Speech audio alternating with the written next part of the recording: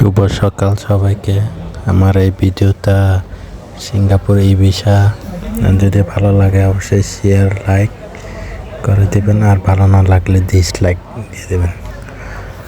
আশা করি আপনারা ভালো লাগবে। ই ভিসা করতে কী কী লাগবে সেটা হচ্ছে এনওসি, আপনার আইডি কার্ড, অফিসে আইডি কার্ড, অফিসে পেটে এনওসি, তারপরে হচ্ছে পাসপোর্টের কপি, এনআইডি, তারপর হচ্ছে সবই এগুলো সব করে ফাইল করে যদি জমা দিয়ে দেন তাহলে হয়তো বা ই ভিসা আপনারা পেয়ে যাবেন।